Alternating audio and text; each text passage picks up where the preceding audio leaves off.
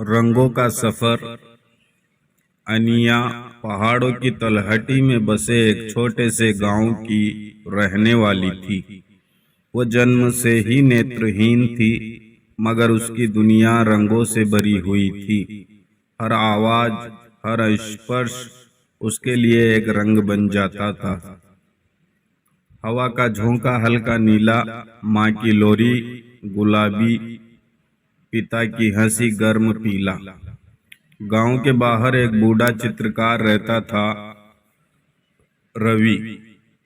रवि की आंखों की रोशनी भी कमजोर हो रही थी, मगर रंगों को महसूस करने का उसका हुनर कम नहीं हुआ था। अनिया अक्सर रवि के पास चली जाती थी। रवि उसे कहानियां सुनाता, पेड़ पौधों और आसमान के रंग बताता। अनिया उन कहानियों और रंगों को अपने दिल में समेट लेती।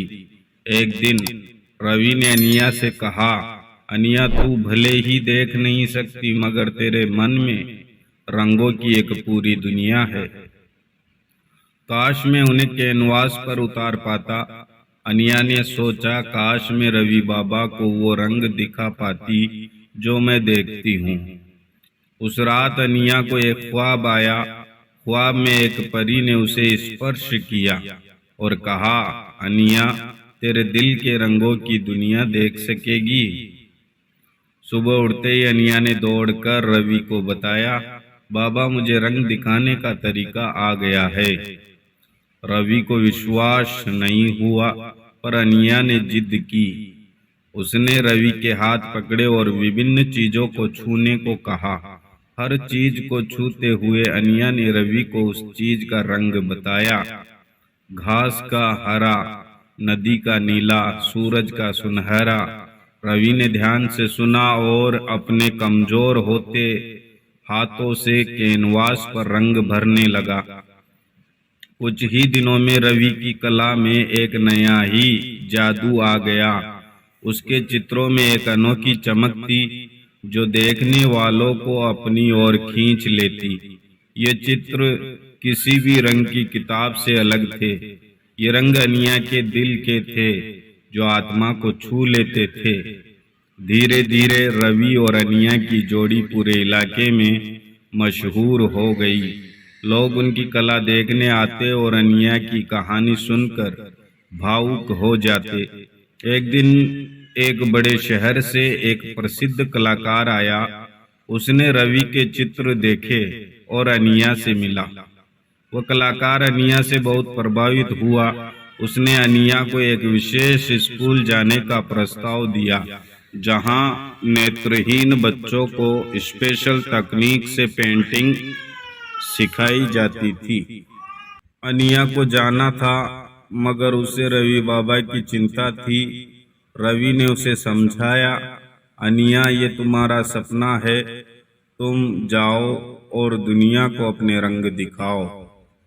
अनिया स्कूल चली गई। वहां उसने बहुत कुछ सीखा। उसने अपनी उंगलियों से कैनवास पर रंग बिखेरे। उसके चित्रों में पहाड़ों की ऊंचाई, नदी की शीतलता, सूरज की गर्मी सब महसूस होती थी।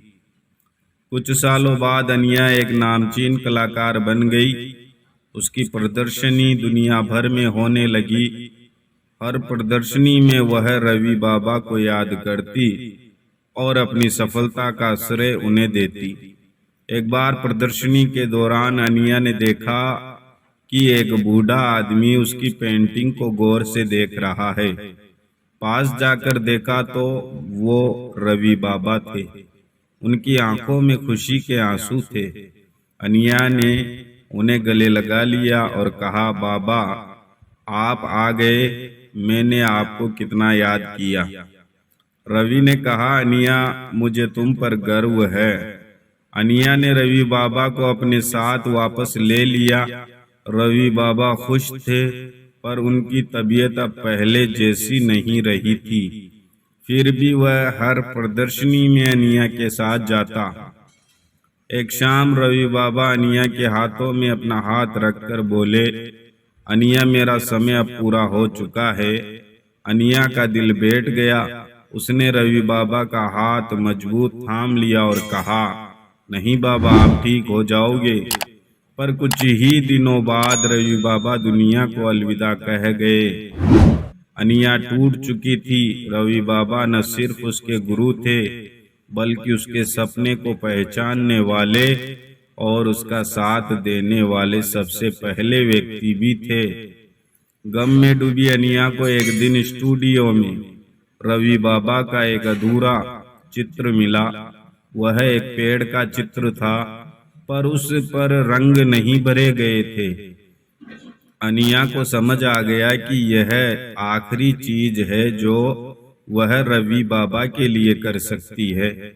उसने अपने आंसू पोंछे और सूखे ब्रश को अपने हाथों में लिया।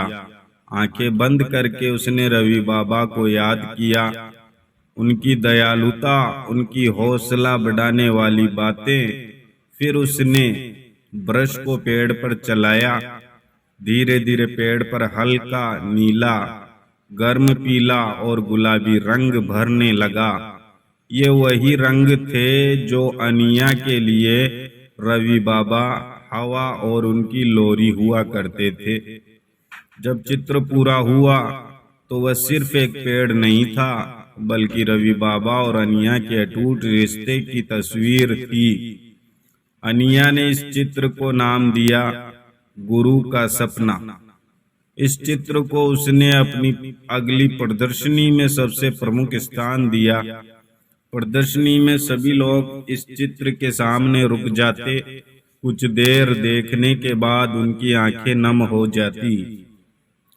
अनिया को पता था कि यह सिर्फ एक चित्र नहीं था, यह श्रद्धा, प्रेम और सपनों को पूरा करने की ताकत की कहानी थी। ये कहानी थी रवि बाबा और अनिया की, जो रंगों के सफर पर निकले थे।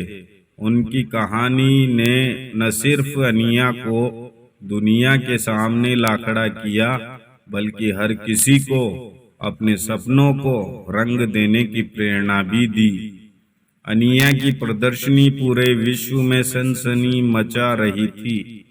गुरु का सपना चित्र हर किसी के दिल को छू रहा था। कई कला समीक्षक इस चित्र को अनिया की अब तक की सर्वश्रेष्ठ कृति मान रहे थे। एक दिन प्रदर्शनी में एक बुजुर्ग महिला अनिया से मिलने आई। उनका परिचय मंजरी देवी के रूप में हुआ, जो एक प्रसिद्ध आर्ट स्कूल की संस्थापिका थी। मंजरी देवी ने अनिया की कला की बहुत प्रशंसा की और उन्हें अपने स्कूल में पढ़ाने का प्रस्ताव दिया। अनिया को यह प्रस्ताव चौंकाने वाला था। उसने बताया कि वह नेत्रहीन है और पढ़ाना उसके लिए मुश्किल होगा। मंजरी देवी ने मुस्कुराते हुए कहा, अनिया, आपकी दृष्टि भले ही भौतिक दुनिया में सीमित हो, पर आपकी कला में जो गहराई और भाव है, वो किसी भी शिक्षक से कहीं ज्यादा सिखाता है। आप अपने अनुभवों और रंगों को महसूस करने के तरीकों को छात्रों के साथ साझा कर सकती है। अनिया ने सोचा, रवि बाबा के सपने को आगे बढ़ाने का इससे अच्छा और क्या तरीका हो सकता था। उसने मंजरी देवी के प्रस्ताव को स्वीकार कर लिया। अनिया की कक्षाएं सबसे अनोखी कक्षाओं में से एक मानी जाने लगी। वह छात्रों को आंख बंद करके नतीजों को छूने और उनके रंगों को महसूस करने के लिए प्रेरित करती। वह उन्हें बताती थी कि रंग सिर्फ देखने के लिए नहीं होते, उन्हें महसूस किया जा सकता है, सुना जा सकता है। अनिया की कक्षाओं में पढ़ने वाले छात्रों की कला में एक नया आयाम आ गया। उनके चित्रों में गहराई, भाव और अनोखापन था। कुछ सालों बाद अनिया के स्कूल से निकले कई छात्र जाने माने कलाकार बन गए। एक दिन अनिया को एक अंतर्राष्ट्रीय सम्मेलन में बोलने का निमंत्रण में आया। सम्मेलन का विषय था कला और विकलांगता। सम्मेलन में अनिया ने अपनी कहानी सुनाई। उसने बताया कि कैसे उसने दृष्टिहीन होकर भी रंगों की दुनिया बसाई। कैसे रवि बाबा ने उसका मार्गदर्शन किया और कैसे उसने अपने रंगों को दुनिया के सामने लाकर दूसरों को प्रेरित किया। अनिया के भाषण को वहां मौजूद सभी लोगों ने सराहा। उस दिन अनिया ने दुनिया को बताया कि कला किसी सीमा में नहीं बंधी है। यह सिर्फ देखने के बारे में नहीं है, बल्कि महसूस करने, जुनून रखने और सपनों को साकार करने के बारे में भी है। सालों बाद अनिया एक सम्मानित कलाकार और शिक्षिका बन चुकी थी। एक शाम सूर्यास्त के समय अनिया अपने स्टूडियो में बैठी थी। उनकी उंगलियां कैनवास पर चल रही थी। आंखें बंद करके वह रवि बाबा को याद कर रही थी। उन्होंने महसूस किया जैसे कोई उनके कंधे पर हाथ रख रहा है। उन्होंने धीरे से कहा, बाबा आप? कोई जवाब नहीं आया, पर अनिया को लगा जैसे हवा में हल्का सा नीलापन, गर्म पीलापन और गुलाबीपन घुल गया हो। अनिया मुस्कुराई। उन्हें पता था कि रवि बाबा हमेशा उनके साथ है, उनकी कला में, उनके छात्रों में और उन सभी लोगों में जिन्होंने रंगों की दुनिया को एक नए नजरिए से देखना सीखा। अनिया की कहानी रंगों के सफर की कहानी बनकर हमेशा के लिए अमर हो गई। ये कहानी एक सीमाहीन दुनिया की, अटूट रिश्तों की और सपनों को साकार करने की अदम्य इच्छा शक्ति की कहानी थी। दोस्तों, आपको हमारी कहानी पसंद आई हो तो इसे लाइक करें, शेयर करें और हमारे चैनल को सब्सक्राइब करें और बेल आइकन को जरूर दबाएं ताकि लेटेस्ट कहानियों की नोटिफिकेशन आपको मिल जाए।